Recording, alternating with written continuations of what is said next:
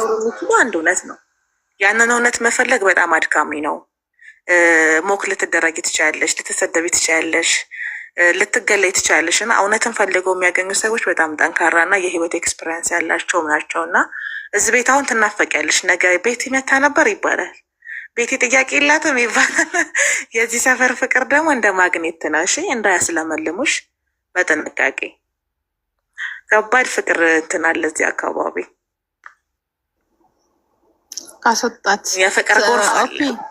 ትላንትና የመጣችው ዛሬ ሰለመችዋ ማለት ነው። እና እዛ ጠየቅሽ ወይ ምናምን ብለን ስንጠይቃት ጊዜ ምን እንዳለች ታውቂያለሽ? ምንድን ነበረ የሆነ ነገር ተጣውኖሽ ምንድን ነበረ የሚሉት የሆነ ነገር ይዞሻል፣ በቃ ይሆናላ መንፈስ ቅዱስ ይግለጽልሽ እያሉኝ ነው የሚያሳልፉኝ። ስለዛ ግራ ገባኝ ብላ ነው። እና ብዙ ጊዜ አጥንቻለሁኝ። ሲጀምር ቤተሰቦች የራሱ ከእስልምና ሙስሊም ከምትሆኝ ይሄ ጴንጤ ብትሆኝ ይሻላል ብለው እንትን አመጡልኛለች፣ ፓስተር ቀጠሩልኛለች። እና በጣም ነው የሚገርሙት። ማለት ከማስረዳት ይልቅ እንትን ከማለት ይልቅ ያርቋቸዋል። ገባሽ አይደለ? በጣም ነው የሚያርቋቸው። እና ያው እውነቱ እነሱም ጋም ስለሌለ እነሱም አይፈረድባቸውም። ለነገሩ ማለት የሆነ ነገር እውነት ሲኖረው እኮ ግልጥልጥ አድርገሽ ትናገሪያለሽ። ምን ብለሽ ትናገሪያለሽ? ያኔ ስንጠይቃቸው የሚነግሩን ነገር በጣም ነው የሚገርመው። በቃ መንፈስ ቅዱስ ይግለጥልሽ፣ የሆነ ጊዜ እንትን ይልሻል። ይሄ ነው መልሳቸው ማለት ነው። እና ለዛም መሰለኝ ከሚያስፈራኝ ነገር አስያዬ በጣም ከሚያስፈራኝ ነገር ልንገርሽ። ሶሻል ሚዲያ የተለያዩ ሚዲያዎችን ተጠቅመን እናውቃለን።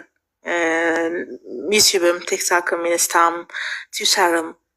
ቲክታክ ላይ ያሉት ሰዎች ቤዝመንታቸው የራሳቸው ኤጎ ነው። ታውቂያለሽ? በቃ ሱፐር ነው ኤጓቸው፣ በጣም ጠንካራ ነው። ከዛ ልክ ስትጠይቂ እውቀታቸውን የሚፈታተን ክብራቸውን የሚነካ ከመሰላቸው ቅንድብሽን ነው የሚሉት ያለምንም ቅድመ ሁኔታ። እና ጭራሽ ሊያስፈራሩሽ ይሞክራሉ። ይሄማ ካንቺ አይደለም፣ ይሄ እናንተ አይደለም የተናገርከው እንዳለው፣ ይሄ ካንቺ አይደለም፣ ይሄማ መንፈስ ነው፣ ይሄ የሆነ ነገር ፈልገሽ ነው ይባላል። ጭራሽ ጥያቄዎችሽ ከእስልምና ጋር የሚያመነዙ እና ከዛ የሚመጡ ከሆነ በጣም ተጽዕኖ አለው። እና ያንን ሰብረው የሚጠይቁ ሰዎችን እኔ አበረታታለሁ። እውነት ለመናገር አሳ መገደብ የለበት መቆም አለበት ብዬ አላምንም። ግን ቲክቶክ ላይ ያሉ መምህራኖች በተለይ እዛኛው ቀጠና ምስራቅ ቀጠና ላይ ያሉት ቤዝመንታቸው የግል ክብር ነው። ከዚህ በፊት ምን ሰማው መሰለሽ? አንድ ሰው ጥያቄ ያለኝ እስልምና ላይም ክርስትና ላይም ብሎ ከዛ ነብዩ መሐመድ ነብይ አይደሉም በል አሉት። ነብዩ መሐመድ ነብይ አይደለም አለ። አላህ አምላክ አይደለም በል አሉት። አላህ አምላክ አይደለም አለ። ከዛ ነብዩ መሐመድ ሐሰተኛ ነብይ ናቸው ብለህ ተሳደብ አሉት። ጥያቄውን ለመመለስ ማለት ነው። በህይወቴ ሰውየው በቃ እኔ ውስጤ እኔ ሞተው ብዬ ብነግርሽ በጣም ደስ ይለኛል። በቃ በጣም ዘጋኝ በቃ። ምክንያቱም የተጠየቀሽውን ጥያቄ መመለስ ማንም ይሁን ጠያቂው፣ ለምን ጥያቄው ነው የሚፈለገው፣ ጠያቂው አይደለም። ጠያቂው በጣም ይለይሻል። እና ይህን ያህል ፍርሃት ያለባቸው ስጋት፣ ጥርጣሬ ያለባቸው ሰዎች ናቸው። በየመሀሉ በመዝሙር እያደነዘዙሽ፣ በየመሀሉ ደግሞ ሳይኮ ሀክ እያደረጉ ተውርችም እያደረጉሽ ጭምር ነው። ከዚህ በላይ እንዳትጠይቂ እየተባልሽ በሌላ ቋንቋ ምናምን አይነት ነው ጥያቄሽ የሚመለሰው። እና ያ ባህሪያቸው ይመስለኛል ሰዎችን የሚያርቀው። እና ኢብሮ አሉ እንግዲህ በእነሱ እናካክሳለን። እዚህ እየመጣ እንዳያለሽ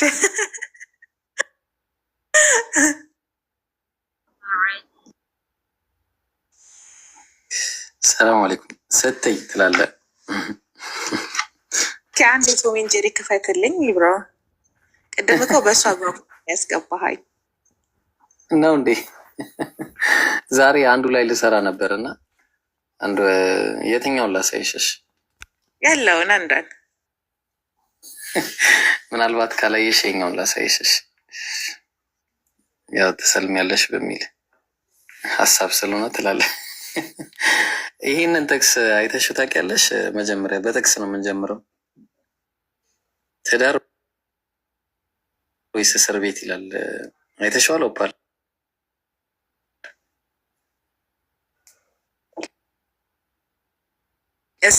ማቴዎስ 19 ነው። አዎ ማቴዎስ 19 እና ሚስቱን ፈቶ ሌላኛይቱን የሚያገባ ያው ያመነዘረ ምናምን ይላል እና ያለ ዝሙት ምክንያት ሴትን መፍታት አይቻልም። እና ያው ይሄ ደግሞ የሚሆነው ቤትሽ እንደዚህ ሲሆን ነው ያው ቆይ ኮርፖሬት ሴክሬታሪ ታይፕስ ኤክስኪዩቲቭ ሴክሬታሪ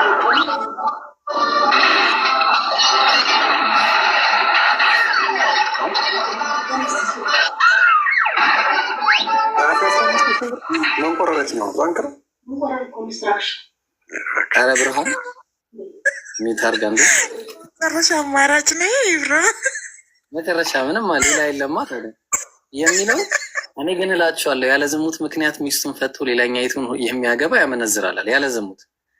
ስለዚህ ሚስቱን ያለ ዝሙት ምክንያት የሚፈታካል አትፈችም ከተባለሽ ያለሽ አማራጭ የመጀመሪያ ያው አንደኛ ሰው በዝሙት ብቻ ነው የሚለያየ ያለው ማን ነው? ሰው በጸባይ በቤተሰብ ጉዳይ በዱላ ደብድቦ ሊያባራት ይችላል። በስካር ጫት ብዙ አለ የመሳሰሉት። እንግዲህ እምቢ ካለ ያለ ወይ ዝሙት ራሱ ይሰራና ወይ ትሰራና ይለያያሉ። አንደኛ ወይ ዝሙት ያበረታታል ማለት ነው።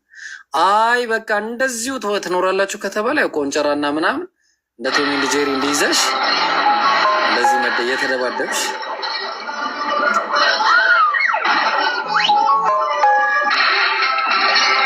እንደዚህ የመኖር ነው እንግዲህ። ሌላኛው አማራጭ ይሄ ነው። ከይቅርታ ጋር እንግዲህ ያው በደንብ ነው የሚገልጸው። ምክንያቱም የመፋታት የመጨረሻ እድል ዝሙት ከሆነ ያ ማድረግ በጣም ከባድ ነው። ህይወት ይታገኛል በዚህ ውስጥ በጣም እኔ እንዴት አድርጎ እንደሚመጣልን ነው የሚገርመኝ። ምን ዛሬ የምለካውን ደግሞ ታያላችሁ። አይ ኢንሻላህ። ለማንኛውም በዚህ አጋጣሚ ቴሌግራሜን ተቀላቀሉ። አንድ ደግሞ የሚገርም ቴሌግራም ዛሬ ጋብዛችኋለሁ። እሺ አንድ የሚገርም ኡስታዝ አለ። ወላሂ ነው የምላቸው። ይህን ቴሌግራም ቻናሌ ላይ ለቅቄዋለሁ። ይህን ቴሌግራም ተቀላቀሉ። በጣም ምርጥ ቴሌግራም እንትን ነው፣ ደርሶች አሉት። በጣም የሚገርም ልጅ ነው። ማሻአላህ ተቀላቀሉ። አካውንቱን አሳድጉለት። እሺ ከታች እዚህ ጋር ያደረኩት ወላሂ ነው የምላችሁ። በጣም የሚጠቅም ልጅ ነው እና እንደዛ ነው። እሺ ሌላኛው የኔ አካውንት ይሄን ይመስላል። እችን አካውንት ግቡና እንትን በሏት። ያው ይሄ የኔ አካውንት ነው። ብዙ ነገር ይኖረዋል ብለን ተስፋ እናደርጋለን ለወደፊት ኢንሻላህ። ኤኒዌይስ አሁን ወደ ቅድሙ እንመለስና ቤት ያለሽ አዋለሁ። እሺ ቅድም ላሳየሽ የነበረ አንድ እንትን ነበርና አንዴ ይምጣልኝ። ያው መጣለም መሰለሽ። አሁን ታዲያ እነዚህ ሰዎች እንደዚህ ከሆነ እንዴት በዚህ ልክ በቃ ተሰቅሏል ምናምን ብለው እንግዲህ ለምን እንደሆነ ታሪክ የተዘጋጁ ታሪኮች ነበሩ እናያቸው ውስጥ አንዴ። እሺ ከእናንተ ምሁራ የማህበረ ቅዱሳን አንጋፋ መስራች ከሚባሉት ውስጥ መካከል አንደኛው መምህር ዲያቆን ያረጋል ያበጋዝ የሚባል ሰው የሚናገረውን ነገር መስማውና ተመልሰን እንመጣለን ኢንሻአላህ ማለት ነው። እና በዘመን ሐዋርያት ከዛም ቀጥሎ እስከ 3ኛ 4ኛ ዓመት ድረስ የሐዋርያትን ስም የያዙ የተለያዩ መጽሐፍት ይሰራጩ ነበር። አሁን እኛ በብዙ ነገር እድለኞች ነን። ለምን? ወንጌሉ ራሱ ተለክቶ 4 ነው። መልእክታቱ ተለክተው ተሰጥተውናል። አሁን የትኛው ነው የትኛው ወንጌል ነው ትክክሉ ብለን አንቸገርም፣ የተሰጠውን መጠቀም አቅቶን ካልሆነ። ወደ 2ኛው 3ኛው ዓመት እንመለስና በሐዋርያት ስም ይሰራጩ የነበሩትን ወንጌል የሚል ስም ያላቸው እስኪ በጣም የታወቁትን ዋናዎቹ ብቻ ላምብላችሁ እና ያኔ ብትኖሩ ኖሮ የትኛውን ትመርጡ ነበር? እስኪ ለራሳቸው የቤት ስራ ውሰዱ። አንደኛ የቶማስ ወንጌል የሚባል ነበረ። 2ኛ የእንድርያስ ወንጌል፣ 3ኛ የፊልጶስ ወንጌል፣ 4ኛ የማርቆስ ወንጌል፣ 5ኛ የማትያስ ወንጌል፣ 6ኛ የዕብራውያን ወንጌል፣ 7ኛ የመርቃያን ወንጌል፣ 8ኛ የግብፃውያን ወንጌል፣ 9ኛ የባሲሊዲስ ወንጌል፣ 10ኛ የእውነት ወንጌል ጎስፔል ኦፍ ትሩዝ የሚሉት፣ 11ኛ የማርያም ወንጌል፣ 12ኛ የአራቱ ሰማያውያን ሀይራት ወንጌል፣ 13ኛ የይሁዳ ወንጌል፣ 12ኛ የሉቃስ ወንጌል፣ 15ኛ የናዝራውያን ወንጌል። ታከታችሁ አይደለም? 16ኛ የኢዮናውያን ወንጌል፣ 17ኛ የ12ቱ ወንጌል፣ የያዕቆብ ወንጌል። ወደ 25 ቢያንስ ዋና ይሰራጩ ነበር። ከነዚህ መካከል እነዚህ ሁሉ ውድቅ ሆነው ለምን 4ቱ ብቻ ተመረጡ? ሁሉም ስህተትና ችግር ያለባቸው ሆነው አይደሉም። ግን ከ4ቱ ውጭ የነበሩት በጣም ብዙዎቹ የክርስቶስን ሕማማት በግልጽ አያነሱም ነበር። ዋና ችግራቸው ያ ነበር። ለምሳሌ የቶማስ ወንጌል የመሳሰለው ይሄ ዘኢንፋንሲ ጎስፔል የሚባለው በጣም ትኩረት የሚያደርገው በጌታችን የልጅነት ዘመኑ ላይ ነው። ጌታችን ተአምራትን ማድረጉን ይናገራል። ጭቃውን እፍ ሲለው ወፍ መሆኑን ምናምን በፀሐይ ጮራ ላይ መቀመጡን ይሄ ችግር አልነበረውም። ግን ሕማማቱን አያነሳም፣ ዝም ነው። በጣም ጥሩ። ስለዚህ አሁን ሕማማቱን አያወራም። ምን ዝም ነው በቃ አየሽ። ስለዚህ ስንት የሚጠጉ ወንጌሎች ነበሩ? እሱ አሁን ዋና ዋና የሚባሉትን አስቀመጠ እንጂ ዋና ዋና የሚባሉት 26 ምናምን ብለዋል እንጂ 47 ወንጌሎች ነበሩ። 47 የሚጠጉ ወንጌሎች ነበሩ። ይሄ ሉቃስም ሲጽፍ ልብ አድርጊ ምን አደረገ? በእኛ ዘንድ ስለተፈጸመው ነገር ብዙዎች አለ። ይኸው ብዙዎች ማለት ቅድም የጻፉት ናቸው። ቅድም የተባሉት ታሪክን በየተራው ለማዘጋጀት ስለሞከሩ እኔ ደግሞ ስለተማርከው ቃል ብዙዎች አለ ብዙዎች ታሪክን አዘጋጅተዋል። እነዚህ ያዘጋጁት ታሪክን ያዘጋጁት ግን የኢየሱስን ሕማማት መሰቀሉን፣ መገረፉን፣ መደብደቡን ይህንን ሁሉ የሚያወራውን ነገር የለም። ዝም ነው። ኦኬ 40 ምናምኑ ረስተውት 4ቱ ብቻ ትዝ ብሏቸው ነው። አስቢ የኢየሱስ እንግዲህ ስቅለት ማለት ለክርስትና ምን እንደሆነ ታውቂያለሽ። ክርስትና ላይ ያለውን የስቅለት ጉዳይ ልብ አድርጊ። ይሄንን ሁሉ ነገር እነዚህ ሁሉ ሰዎች ረስተውት 4ቱ ብቻ አስታውሱት ማለት ነው። 4ቱ ብቻ በጣም ከባድ ነው። መቅደላዊት ማርያም ረሳችሁ። ባሪ መቅደላዊት ማርያም ረስተው ሉቃስ ያልነበረ አጠገቡ ራሱ ያልነበረ ሰው ሲጀመር ሉቃስም አልጻፈው ዮሐንስም አልጻፈውም መጽሐፉን። እነዚህን ሁሉ መጽሐፍቶች አልጻፋቸውም። ማን እንደጻፋቸውም አይታወቅም። ሲጀመር እነዚህ ማን የነገረን መጀመሪያ ጸሐፊ ሉቃስ ለመሆኑ ማን የነገረን? ማንም አይታወቅም። ጸሐፊው ማን እንደሆነ ላምጣለሽ። እሱን ጸሐፊያቸው ማን እንደሆኑ አይታወቁም። ተግባባ። እንኳን አይደለም ይሄ ይቅርና ከኦሪት ዘፍጥረት ጀምሮ እስከ ዮሐንስ ራዕይ ድረስ ማን እንደጻፋቸው እራሱ አይታወቁም። አሁን መጀመሪያ እሱን ሳይሆን ማሳይሽ ላሳይሽ አንድ ጊዜ መጀመሪያ እነዚህ ጎስፔሎቹ ማን እንደጻፋቸው እስቲ እንያቸው። ለምሳሌ ማን የጻፋቸው? ይኸው አሁን ምን ይላል? the five gospels ይላል። the five gospels የሚለው መጽሐፉ the ሴሚናር was group of about 50 biblical አለ። ስንት 50 የሚደርሱ 50 የክሪቲሲዝም ስኮላሮች ናቸው። እንግዲህ ክሪቲሲዝም ስኮላር ማለት እንግዲህ የመጽሐፍ ህያሴ ማለት ነው። 50 የባይብል ክሪቲሲዝም ስኮላሮች ናቸው እነዚህ ይህ መጽሐፍ ያዘጋጁት። አሁን ምን ሊሉን ነው? እኔ ውስጥ ምን ሊሉን ነው? እስቲ እንየው። ይኸው ኦል ደ ጎስፔልስ አለ። ሁሉም ጎስፔሎች ኦሪጂናሊ ሰርኩሌትድ አናኒመስ ያለ በቃ ጭራሽ አይታወቁም አለ ጸሐፊያቸው። እንዲሁ ዝም ብሎ በቃ ያው አውቶሪቴቲቭ ኔምስ ዌር ሌተር አሳይንድ አለ። ከሆነ ጊዜ በኋላ ነው ስም የተሰጣቸው። ቱ ዘም ባይ አንኖን ፊገርስ ኢን ዘ ኢርሊ ቸርች አለ። በኢርሊ ቸርች ላይ በማይታወቁ ሰዎች የማይታወቁ ስሞች ሰጧቸው። በምን ኢን ሞስት ኬዝስ በአብዛኛው ጊዜ the names are ገስ አለ። ግምቶች ናቸው አብዛኞቹ። ገስ ነው በቃ ዝም ብሎ በግምት ተግባባን። perhaps the result of the poise wish እያለ የሚያስቀምጥበትን ሁኔታ እናያለን። ማርቆስ ወንጌል ማን እንደጻፈው አይታወቅም። ይኸው አናኒመስ ነው። አይታወቅም ማን ጸሐፊው እንደሆነ። ማን ጸሐፊያኑ እንደሆኑ በማይታወቁ ሰዎች የተላለፈልን መልእክት ነው ይሄ። ተግባባን። ስለዚህ የመጀመሪያው ነገር ጸሐፊዎቹ አይታወቁም።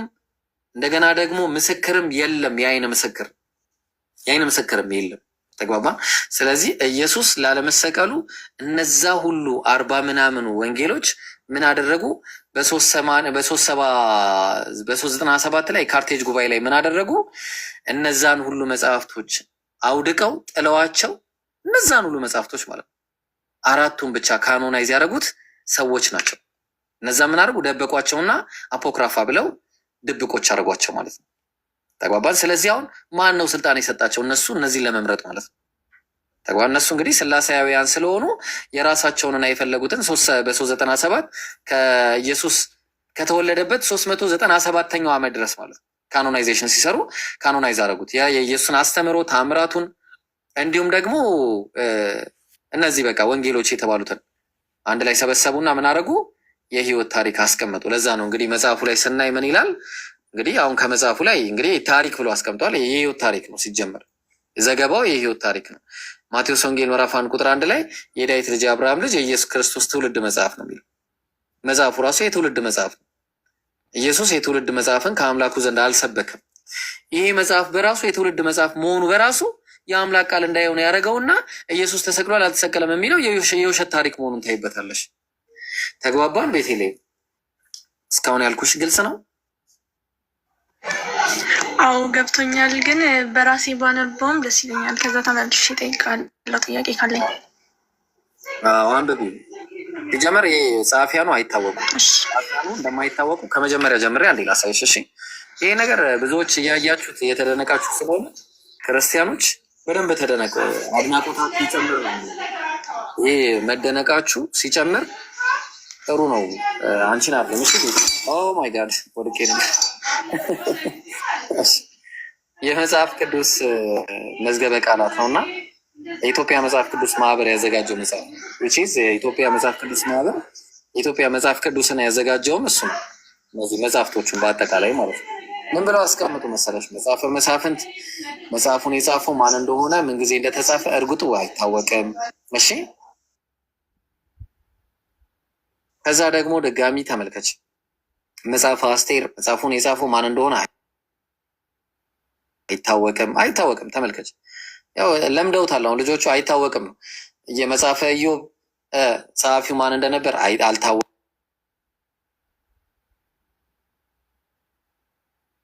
በቃ እንደዚህ ነው። በቃ ተመልከች። ሰቆቃ ኤርሚያስ እሺ፣ ጸሐፊው ኤርሚያስ መሆኑን መሆኑ አልተረጋገጠም። ምንም እርግጠኛ ምንም በቃ የምነግርሽ ነገር እርግጠኛ ነገር የለም። መጽሐፈ ሳሙኤል መጽሐፈ ይቅርታ የሳሙኤል መጽሐፎች እንዳለ ማን እንደጻፋቸው አልተረጋገጠም። እሺ ምንም በቃ ምንም ነው የምልሽ፣ ዋስትና የለውም። ከዛ ደግሞ ዜና መዋዕል ምን አለ? እሺ ምን አለ? ከእዝራ ዘመን በኋላ ያለውን ስለሚያመለክታለ። ምናልባት ሌላ ሰው ጨምሮበት እንዴት የጠፉ መጽሐፍቶችም አሉ። ለምሳሌ ከዛ ላይ የአሻር መጽሐፍ የሚባል አለ። የአሻር መጽሐፉ በሰለሞን ዘመን የተጻፈ ይመስላል። አይታወቅም፣ እርግጠኛ አይደለም። በኋላ ግን ጠፋ። የት ገባ? ጠፍቶ የት ነው የገባው? ጠፍቶ የት ወሰዱት? ያው የት ነው የወሰዱት? ልብ አድርጊ፣ በደንብ አድርጉ። ክርስቲያኖች ተመልከቱ። የእግዚአብሔር የጦርነት መጽሐፍ የት አለ? ያው የእግዚአብሔር የጦርነት መጽሐፍ እንዲህ ተባለ። በእግዚአብሔር የጦርነት የት አለ? ምንድን ነው የተባለው? እኔው ለምን ማየት አልቻልንም? በእግዚአብሔር የጦርነት መጽሐፍ ላይ ምን ተባለ? እኔው የት አለ? መጽሐፉ የለም፣ ጠፍቷል። እሺ ምን አለ? ሌላ ደግሞ ላሳይሽ። ሌላ ያው እዚህ ጋር ለምሳሌ መጽሐፈ ዜና ላይ ማለት ነው በነቢዩ በሸማንያ በባለ ራእዩ በአዶ የትውልድ ታሪክ መጽሐፍ ተጻፋለ። የተጻፈ አይደለምን? የታለ የነቢዩ ሸማንያ የታለ? የት ገባ? የታረጉት? የት ወረወሩት? በነቢዩ አዶ መጽሐፍ የታለ? ነቢዩ አዶ የታለ? ባለ ራእዩ የታለ? የለም። የት ነው የወሰዱት? ምን አደረጉት? ምን አለ? እሺ ከዛ የአብያም የቀረው ነገርና አካሄዱ የተነገራቸውም ቃሎች በነቢዩ በአዶ መጽሐፍ ተጽፏል። የታለ የነቢዩ የአዶ መጽሐፍ? የነ ኢሳያስን መጽሐፍ አስቀምጠው የሌሎቹን መጽሐፍ የተወሰዷቸው የነ አዶ መጽሐፍ የነቢያት መጽሐፍ ምንድን ነው ያደረጓቸው? እንዴት አደረጓቸው? በረዟቸው ወይስ ለራሳቸው የሚመቸውን ብቻ ነው ያስቀመጡት? ምንድን ነው ያደረጉት? ተግባባን? በነብዩ በናታን የታለ የነብዩ የናታን ታሪክ መጽሐፍ የታለ? በባለ ራእዩ የጋድ ታሪክ መጽሐፍ ይላል። የቱ ጋር ነው የተጻፈው? እኔው የለም፣ ምንም ነገር የለም። በነብዩ በናታን መጽሐፍ በባለ ራእዩ በአዶ በራእይ ታሪክ ተጽፏል። የታለ? ስለዚህ እኔ ወላሂ ነው የምልሽ ይደክመናል። እኔ ገና በጣም ብዙ ነገር ነው ገና ማሳይሽ። ይደክመናል ነው የምልሽ፣ አያልቅም እንዴ ነው ነገር። ስለዚህ መጽሐፉን አላህ በቁርአን ላይ ምን ብሎ ነገረን መሰለሽ? አላህ በቁርአን ላይ ያለን እንገርሽ። ስለዚህ መጽሐፍ አስመልክቶ ማለት ነው። ኦራይት አንድ ጊዜ የታለ? ኦኬ ወንጌል ችኮላ አትቸኩል ብዬ አልነገርኩም ነበር? አንተ ሰውዬ አትቸኩል ይደርሳል። እሺ ምን አለ መሰለሽ? በቁርአናችን አላህ ለኢየሱስ ኢንጂል የተባለ መጽሐፍን ሰጠነው አለ። ሰጠነው ኢንጂል የተባለ መጽሐፍን ሰጠነው አለ። ኦኬ ጥሩ። በሌላ ቦታ ላይም ስትመጪ ምን አለ መሰለሽ? ይኸው ሕፃኑም አለ ምን አለ? ሱረቱ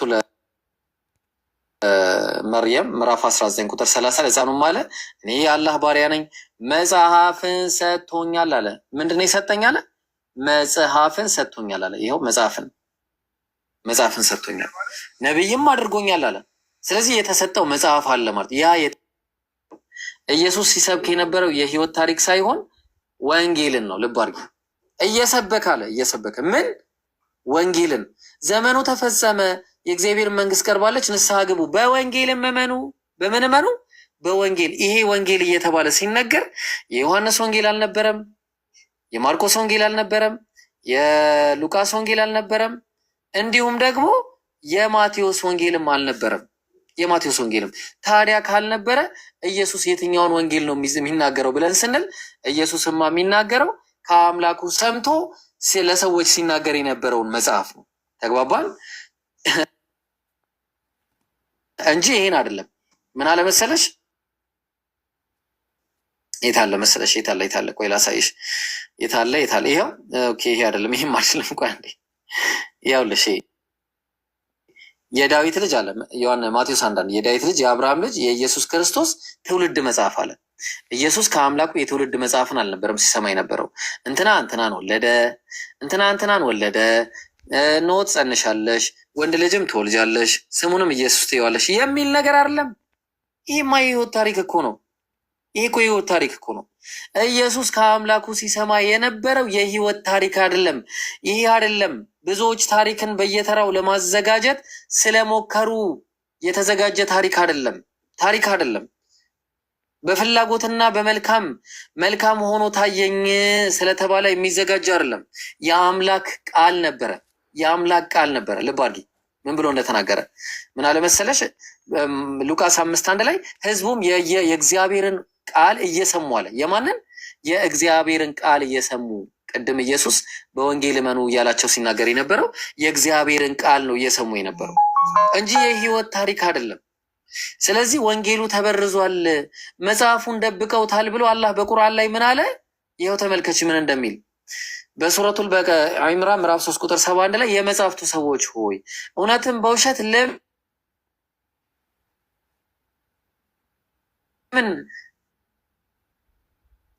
የአምላክ ቃልን ለምን ትቀላቅላላችሁ? እውነቱን እናንተ የምታውቁ ስትሆኑ ለምን ትደብቃላችሁ? ያው የደበቁትን መጽሐፍ በጣም ብዙ አይተናል። በጣም ብዙ የደበቁትን አንደኛ፣ ሁለተኛ የቀላቀሉትንም ውሸት ከእውነት ታሪክንና የአምላክ ቃልን ደብቃ አንድ ላይ ቀላቅለዋል። ስለዚህ አላህ ለእንደዚህ አይነት ሰዎች ዛቻን ያቀርባል። ምን ይላቸዋል መሰለሽ? ቁርአኑ ላይ ሲናገር ምን አለ? በሱረቱል በቀራ ምዕራፍ 2 ቁጥር 79 ላይ ለእነዚያም መጽሐፉን በእጆቻቸው ለሚጽፉና ከዚያም በሱ ጥቂትን ዋጋ ሊገዙበት ይህ ከአላህ ዘንድ ነው ለሚሉ ወየሁላቸው ይላል። ወየሁላቸው የቅያ ማለት የሚያገኙት ቅጣት ከባድ ቅጣት ነው እያለ ነው። ወየሁላቸው ለእነሱም ከዚያ እጆቻቸው ከጻፉት ወየሁላቸው፣ እጆቻቸው ከሚጽፈው ወየሁላቸው ይላል። አላህ ዛቻውን ያቀርባል። ለእነዚያም ከዚያ ከሚጽፉት ከሚያፈሩት ኃጢአትም ወየውላቸው እያለ አላህ ዛቻውን ያቀርባል ማለት ነው። አየሽ ልክ እንደነ ሉቃስ ምን ብለው ነበር የሚናገሩት? ብዙዎች ታሪክን ለማዘጋጀት ስለሞከሩ እኔም ደግሞ ስለተማርከው ቃል እርግጡን እንድታውቅ ሁሉን በጥንቃቄ ከመጀመሪያው ተከትዬ ልጽፍልህ መልካም ሆኖ ታየኝ። የገዛ የመልካም እይታውን ነው ወንጌል ብለው ያስቀመጡልን። ማን እንደጻፈው የማይታወቅን መጽሐፍ ኢየሱስ ተሰቅሏል ብለው ያስቀመጡልን አናቀውም። ይሄ መጽሐፍ የአምላክ አይደለም፣ የሰዎች ታሪክ ነው። ኢየሱስ እኔ ልሰቀል መጣሁ አላለም። ኢየሱስ መልካም ማን ነው የዘላለም ሕይወት እንዴት አገኛለሁ ተብሎ ሲጠየቅ ሕግን ጠብቅ ተብሎ ነው የተናገረው። ተግባባን እንጂ የነዚህን ወንጌሎች እያባረረ የነ ማቴዎስ ወንጌል፣ የነ ጴጥሮስ፣ የነ ይሁዳ፣ የነ ያዕቆብ፣ የነ በርናባስ፣ የነ በርታሚሊዮስ የነዚህ ሁሉ የመቅደላዊት ማርያም ወንጌል የነዚህን ሁሉ ወንጌል ሸረው የነዚህን ወንጌል ሁሉ ሸረው ከዛ በኋላ የአራቱን ብቻ ተቀበሉ። ጨዋታ ነው የሚሆነው። ማን እንደጻፋቸው የማይታወቁትን ማለት ነው። ግልጽ ነው። ስለዚህ ይሄንን ይመስላል። እንግዲህ ቤቴሌም ሌላ ጥያቄ ካለች ደግሞ መቀጠል ትችላለች ማለት ነው። ይቅርታ አረዘምኩባችሁ ሌሎቻችሁንም። አዎ በቃ ተመልሶልኛል። እሺ እናመሰግናለን። ሌላ ጥያቄ አለሽ? ሌላ ጊዜ ልጠይቅስ። እሺ መልካም። ያው እኛ ግን የአንቺን ጥያቄ ለመመለስ 9 ሰዓት የሚሆን 10 ሰዓት እስከ 11 ሰዓት እመለሳለሁ። አንቺን አይድከመሽ እንጂ። እሺ ቤቴሌም